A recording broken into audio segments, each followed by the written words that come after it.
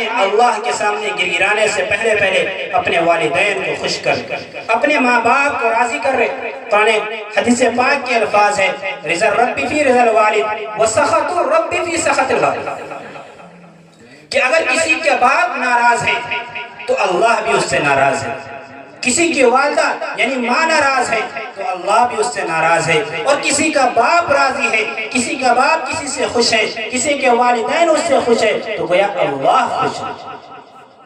تو اگر آپ اللہ کو خوش کرنا چاہتے ہیں، اللہ کے سامنے پسندیدہ بندہ بننا چاہتے ہیں، تو اپنے ماں باپ کی خدمت کر کے، ان کے ساتھ اچھے سے برتاؤ کر کے، اچھے سے گفتگو کر کے اللہ کا پسندیدہ بندہ آپ بن سکتے ہیں۔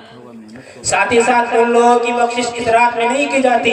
جو اپنے شلوار کو، لنگی کو، پیجامہ کو ٹخنوں سے نیچے گھسٹتے ہوئے زمین پر چلتے ہوں، تکبر کے ساتھ اس طرح سے چلتے ہوں، اللہ ایسے لوگوں کی بخشش نہیں فرماتی۔ اس لیے مرد کے لیے یہ حکم ہے کہ جب وہ کوئی کپڑا پہنے، لنگی ہو، پیجامہ ہو، پینٹ ہو یا کوئی بھی چیز جو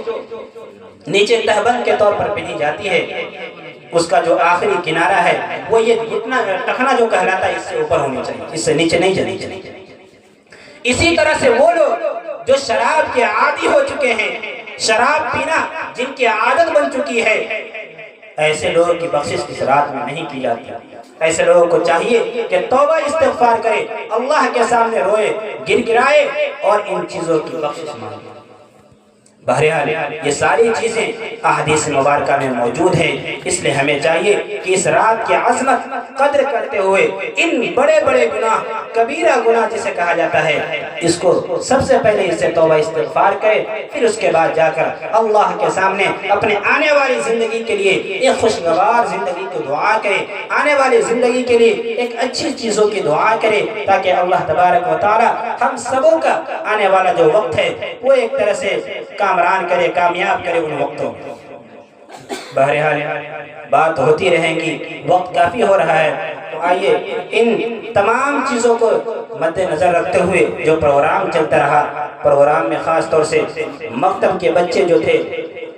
جن بچوں نے اپنے کارنامے اس میں انجام دیے، نعت کے ذریعے، تلاوت کلام اللہ کے ذریعے، اسی طریقے سے مکالمہ کے ذریعے، یہ ساری چیزوں کو دیکھنے کے بعد ظاہر ہے کہ اسٹیج پر موجود تمام علماء اکرام جو موجود ہے، حفاظ اکرام موجود ہے، شاعر موجود ہے، ناظم موجود ہے، ان تمام لوگوں نے تعریف ہی کی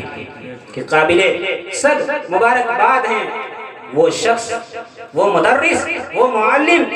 جو ان بچوں کی تربیت کر کے چند دنوں میں